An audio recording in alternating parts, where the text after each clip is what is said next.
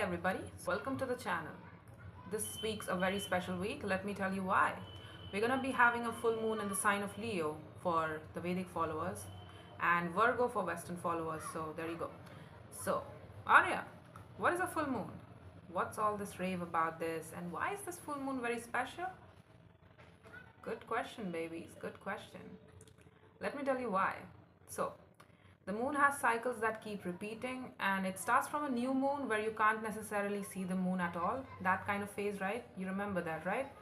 And then it moves to waxing crescent, then the waxing gibbous phase, then to the full illumination of the moon, which is called the full moon, right? And then it goes to waning gibbous phase, then waning crescent, and then to the new moon again. And this cycle constantly repeats itself in and about 30 days, every 30 days, right? It keeps on repeating. So the significance of the full moon is such that the moon, as represented in tarot and astrology, represents hidden feelings, emotions, truths that are under the surface, intuition, memories, what one needs to feel secure. It's our emotional needs, it's our emotional expression, it's our internal self. How are we receiving the world, right? It's one thing that things happen to us in our 3D reality, but how do we perceive it? How do we feel about it? That's the moon, right? We subconsciously always seek those people, places, and situations in order to fulfill our own needs, in order to feel stable and secure, As they say, we are all searching for a stable ground at the end of the day, right? The full moon is the full illumination of all of these things that I initially said and talked about the full moon and the moon, what it represents, right? So it's basically enlightenment and illumination and recognition of all those subconscious, preconscious, and unconscious memories, and the need to bring it out to our conscious reality in order for us to become more aware and contemplate and adjust our sails if need be.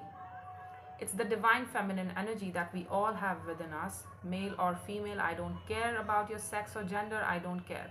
We all have divine feminine while divine masculine energy within us, divine masculine being the sun. So there you go. And it's our ability to relate to and love others that comes from the moon, right? It's our ability to how we relate to our environment that comes with the moon. So we got to keep it clean. Yes, in order for us to receive the goodness of our environment, we need to keep it clean. We need to be aware of how are we perceiving things, and if there is something difficult within us, then we need to process it and let it go so that we can move on to next better thing, right?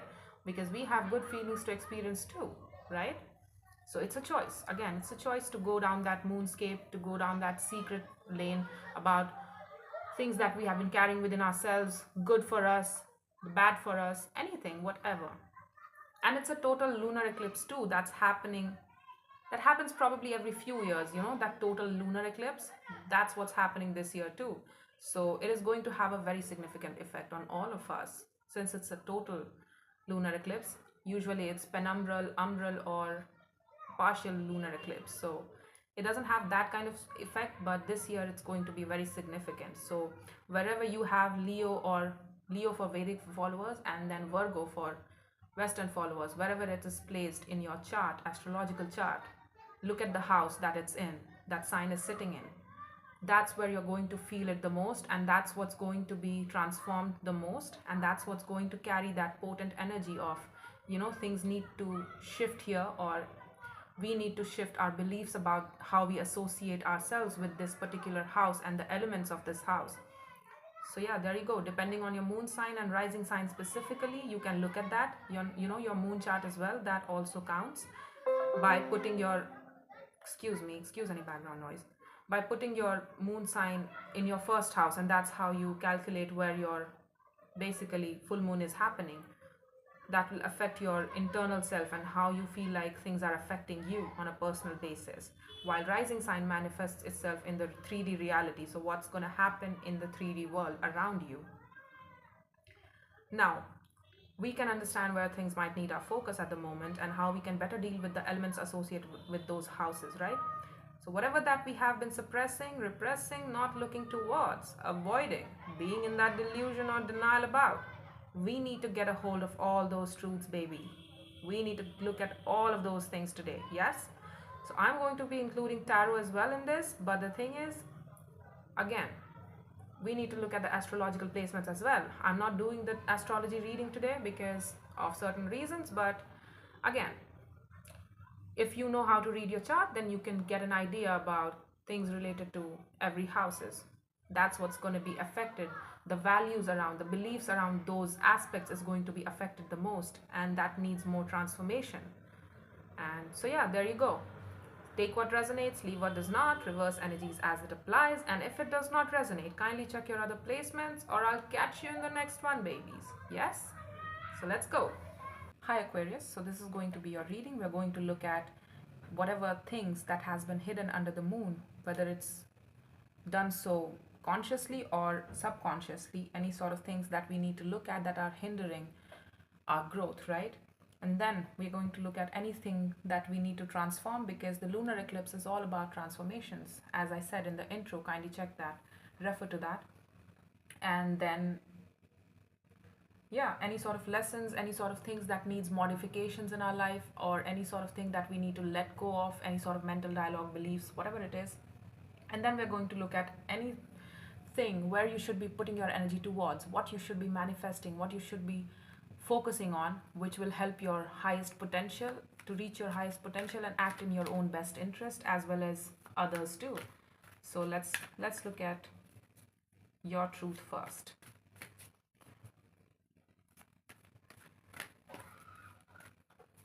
At this point, I don't even remember what I saw for which sign. So let's look at you, baby. The Justice, the Five of Cups, okay.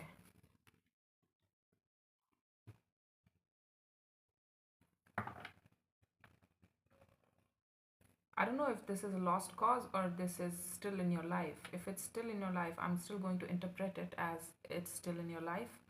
So there is something that's breaking your heart emotionally. It's very, very disappointing, and it's breaking your heart how somebody or some situation makes you emotionally unfulfilled and makes you feel emotionally alone and abandoned and left to look out for yourself. It's not supportive. It cuts you in half. It makes you feel miserable, basically. And giving to it, showing it justice, showing it balance, showing it karma, is just another form of karma that we are cultivating for ourselves, which is, karma also begins with self. Everything begins with the self, for that matter. So if you want justice, if you want fairness around you, you got to show it to yourself first. So that means, that looks like that, is this situation fair for me? Whatever I am giving to, do I feel like I'm getting in return something similar or something equivalent? Am I getting that? If not, then what's the point? Because it's breaking your heart. It's like you've put this under the moon because you don't want to look at how something is unfair and how it has broken your heart, how it feels emotionally quite depressing, and you're grieving and mourning while you are still connected to it. Again, you might not be connected to it, but I took it as that you are. So let's look at this further, because I need to know more. I feel like I'm missing something here. The Five of Swords. Shit. You keep renewing something because you tell yourself that this is what I want. There's a strong foundation. There's a strong goal that you have in mind, and a lot of legacy and responsibility stuff that you call your own. It's like, this is mine. This is mine. And I need to take responsibility for it. This is my fair share. This is my karma to, I'm indebted to this to carry out this foundation. Whatever it is, it could consist. Again, foundation is very extensive, honey. The Ten of Pentacles, which includes your career, your family, your community, your resources, your properties, everything. It's not just money. It's also your resources. And resources include family, friends, relationships, wife, husband, whatever it is. So you keep on renewing something in your foundation, and you keep telling yourself that this is what I want. Yes, this is a very stable connection. Yes, it's stable. Yes, it's fair. Yes, it gives to me what I give back to it, because 10 cuts into 5 and 5, right? So it's equal. 5 and 5, it's equal. With the Justice, you are telling yourself, if you have to talk yourself into or out of something, I think we need to take a break and really back off and rethink about the whole situation, critically so. Again, Aquarius, you have a very strong mind, buddy. Let me tell you, the Ace of Swords is your card, it's your power card, and the Star is your power card. So, that vision of you, is very strong. That I have a goal to achieve, and when you really make up your mind and consolidate yourself towards that one particular goal that's the star in the sky, you focus on it so much that you lose track of what's happening around you and how much people are helping you reach there. It's like you put in your all, but the thing is, you forget to watch everybody around you that told you that they would support you and that you take responsibility for. It's like they are clinging on to you while you pull on that star. The star is here, you are here, and it's like a lot of people are clinging on to you and they're slowing you down because they are not helping you reach that goal. And you're not looking towards why you can't achieve that. You are telling me that, oh, I need to put in more energy, and that's when I'll reach that goal. Maybe I slowed down because I got lethargic and I stopped showing this enthusiasm and passion. No, no, that's not the case at all. I feel like something is very unfair in your foundation, or something really disappoints you in your foundation and it breaks your heart. It's very self deceptive at this point and self sabotaging. It's basically lying to oneself about that this is what I desire and I've committed to it, and this is my fair share, this is my justice, this is my karma that needs to be served all my life. I don't have a say in it. No, no, no. I disagree. Let's see what you need to let go of. The Queen of Cups. I saw it at the bottom of the deck. The Six of Swords. The Two of Pentacles.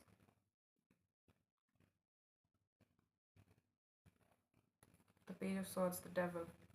There's some sort of relationship that you show your heart to, that you show your love to, that needs to be moved on from. But whenever you think about moving on from it, you're like, I don't even know how to start. I don't even know where I'll go. I don't even know what's the future. You're scared of the future. And that's why you stick around in that same space. And showing this foundation, whatever it is, it could be a relationship for all that matters, a well-established relationship or a well-established business for all that matters. I don't know. But you keep on showing your enthusiasm and your best of passion towards this. But the thing is, it cuts you in half. It doesn't even give you a quarter as back. That's my problem with it. There is something else for you. If you move on, you're like, right now, you're like, if I keep on giving to this, if I move on from it, where will I go? What's my next thing? Where's my future? I can't see it. I don't even know what's my future. I don't even know what my next thing is. It's so much unknown. I don't want to step into the unknown. Let me be here. I'm comfortable here. Even if it's dissatisfying, even if it's problematic at best, I don't care. Even if it lies to me, whatever it is, of supporting me, but it's faking it out, it doesn't matter. I know it. It's comfortable, right? It's that devil, the unknown devil, that really is the problem. Because humans have one primal fear, that is the fear of unknown. What we don't understand, what we can't see, what we can't understand, we fear, right? So I feel like that's what I'm getting here. What you don't understand is what you fear here. But what you don't know is that there is a connection and you keep an eye on it. Sometimes, not much. It's like you think about it, or probably you check up upon them, or you wonder about the memories with this person. You might have known this person. Again, you are watching this, so you know this person. You have balanced up with this person. It was a very strong connection. It was a very, very divinely guided connection in your life. It was the emotional, mental, sexual, physical, spiritual bonding system that cannot be ever denied. Even if you're thick as a brick, it does not matter. You will still feel it in some way, shape, or form. You will still think about that person, even if you are cut out from each other's life for years. It does not matter. You'll keep on coming back to that person every now and then. It's like it's that kind of connection when you go about your business during the day and for months you haven't thought about them and you're like, why am I thinking about this person? Why does this situation remind me of them? Oh my God, why am I thinking of them? Right. It's because it's that connection talking to you. It's that soul connection that never gets destroyed. Not in this lifetime. You can't do it. It's that soul connection. It's not in our hands. You're always going to feel connected to it. So you think about how you used to balance up with this person. It's like you look at it analytically. You separate yourself emotionally from this situation and these memories. It's kind of like it's a very far away land that used to be once upon a time, not anymore. You are here in the here and now in this situation, and you don't want to move on from this. And that's what you need to let go of, right? That's what you need to let go of. But you're not. What you should be focusing your energy towards, let's look at that. Excuse me. You should be focusing towards your moon, towards recognizing that you are hurt, that you are dissatisfied, that whatever this is, it's combative. I told you, it lies to you, it fights you, it constantly contradicts you. Even at the basics of levels, you can't connect to it, whatever this is. Again, there is a promise, there's a well-established connection here, but you are like, you don't want to see it, you're blinded, and you're insisting on being blind. You're insisting on being blind. Look at this. Because then you'll have to, if you are honest with yourself, then you'll have to realize everything, and then you'll have to also feel your feelings, which is a lot of hurt and grief over the situation that you have been carrying and collecting over time, and it's only getting bigger, not less. But there's going to come a point where I feel like sometimes you get angry out of nowhere, you know, and you don't know where it comes from, but it's because of the lack of emotional connectivity with somebody. It's like you can't, whatever this is, you can't even emotionally give to on the superficial of level. Three of Cups is basic connectivity. It's easy connectivity. You know, having a laugh with somebody, sharing a laugh with somebody, or enjoying something that we do, activity, even if it's for 5 minutes. You know, I am not giving it my whole attention. I'm not wanting to be a pro at this job, but even if I give it 5 minutes of my time, I'm enjoying this. That's what I know, and that's the Three of Cups. But I feel like you are not even enjoying this at the basics of levels. It's at best very combative, very bitchy, very gossipy, very argumentative, very it's like it's constantly there to fight you, constantly, and you're like it, the situation is frustrating you now at this point. There's the Fool here. We got to open up towards this. And for some of you, you want to open up. You should be opening up towards something else altogether. I'm not directing you. You have a free will and everything. Again, I'm nobody to comment on somebody's life, but I'm just reading the cards. If it resonates, it resonates. If it doesn't, then, well, let it go. Check your other placements, or I'll catch you in the next one. Yeah, I told you. There was a slow growing growth that happened with this person, but it stopped and stagnated after a while, and somebody went their own way. But for some of you, the lesson is to commit to your own sense of independence in order to, you know, really move towards this. But again, that's another thing. Let's take them out of the equation. Let's talk about where you are today. Where you are is not necessarily cute. It's not good at all. You could be happier, and you know this. If you were to look at your moon, you will realize all of this shit, and then some more, which is, okay, this situation makes me unhappy, where I could be happier.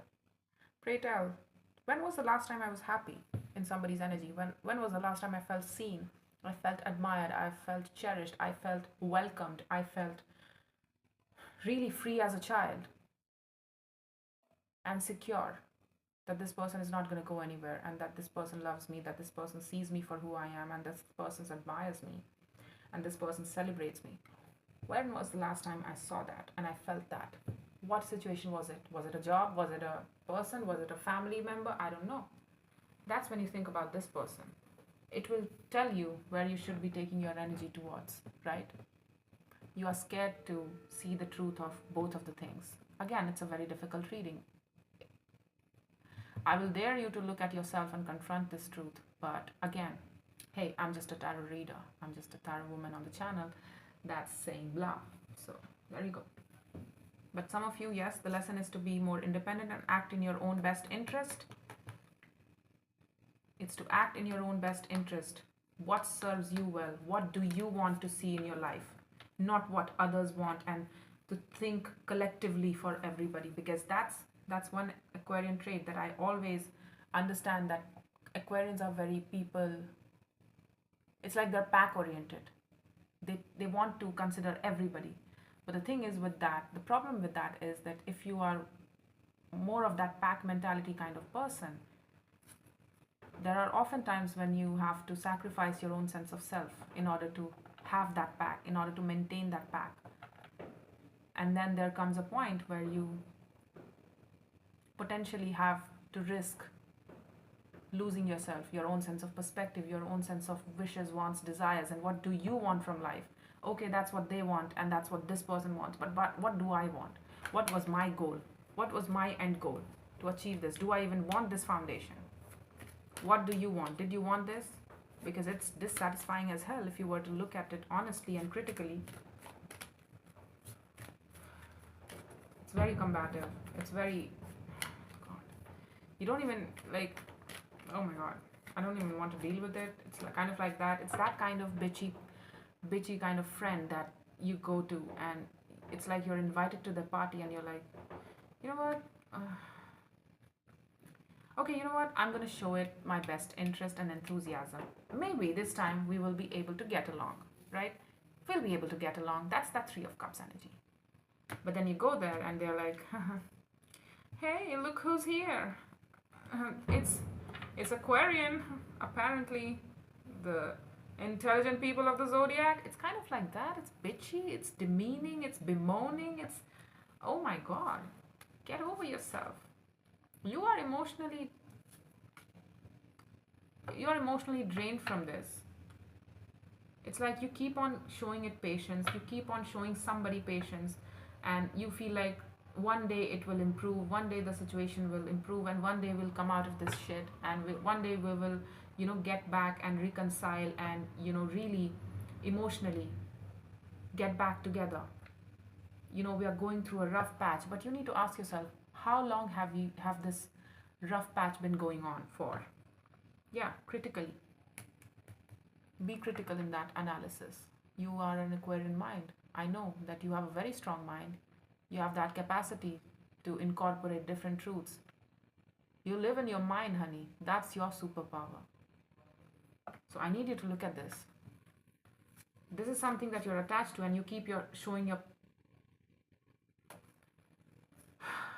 showing this a lot of passion, a lot of your best of enthusiasm, but that does not mean that it's fair for you. That does not mean that it's good for you. Just because you feel good about something does not mean that it's good for you, right? And again, that fear of unknown is quite strong here. Better the known devil, yeah? Better to stay with the known devil than to stay with an unknown one, right? Because it could hurt me, right? And it's going to be the new kind of hurt, unknown kind of hurt, something that I've not dealt with before. Ace of Cups, Knight of Wands, Wheel of Fortune. If you move on from showing this a lot of consideration, healing, time, energy, this relationship, whatever the relationship is with this person, if you go out your own way, slowly and steadily, it's going to happen slowly and steadily, that you work through with any sort of things that happened, and you reconcile yourself with whatever happened in the situation, and you heal yourself and you get back to yourself. That's going to happen really slowly. But eventually you will get back to your own heart space, a fuller heart space. Now you don't have a fuller heart space for this at all. It's like you are showing me the best of the enthusiasm, but you're not showing me a heart for this. Because you don't have a heart for this anymore. You are checked out emotionally speaking, you're hurt, and you don't want to acknowledge that as well. It's emotional exhaustion for this person. You are dried out for this person. or this situation, whatever it is. I don't know. I really don't know. Whatever the situation is, it could be a family dynamic for all that matters. But take it as it resonates. You will get your passion back. You will get your enthusiasm, as well as you will loosen up a bit. You know, if you leave the situation, you'll immediately start feeling better, and you'll immediately start showing healing and recovery signs, which really tells me, being a tarot reader, let me tell you that the decision was right for you. If it was not right for you, you will be showing me Five of Swords, Three of Swords, Five of Cups, that I regret leaving the situation. But you are showing me a lot of healing, and I feel like you're going to walk away eventually, because you will give up. You will give up, because it's at this point now that you can't even have a good time, quote unquote, get along with this, whatever this is, and you don't even want to, frankly speaking.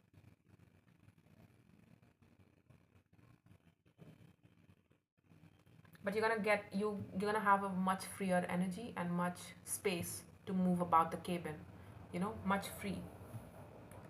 I associate the Knight of Wands with the Sagittarian energy, which is the most independent of all the 12 signs in the zodiac. So I feel like you will feel more independent and in control of your passions, and you will be free to move about the cabin and do whatever you please, however you please, and in the timeline you please.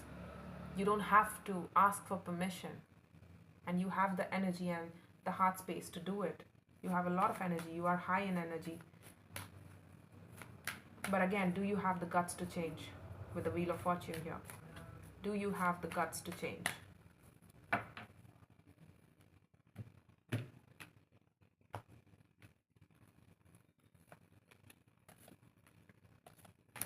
Stresses you out, but you keep showing me strength for it. It's like, I got this, I got this.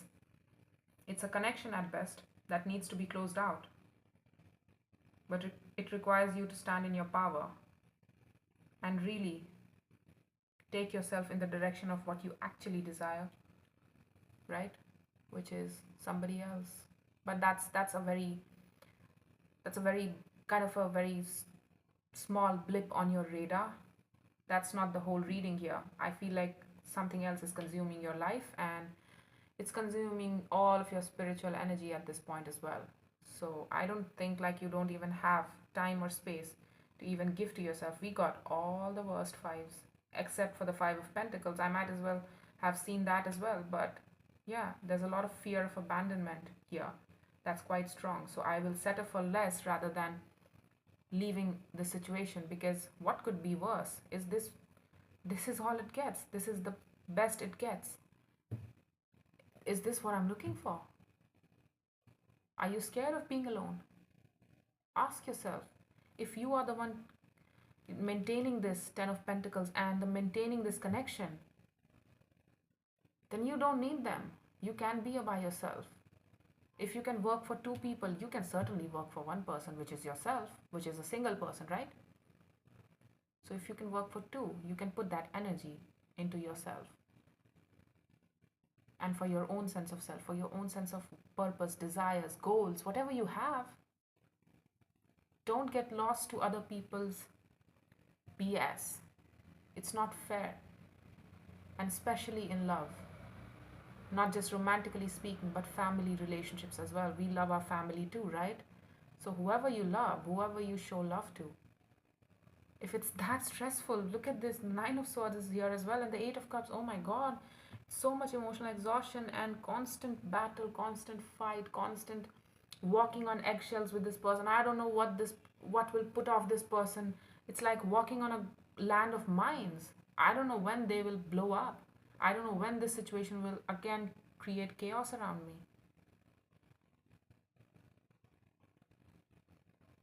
Okay, enough now, Aquarius. I hope this helped, and let me know if this resonated or not.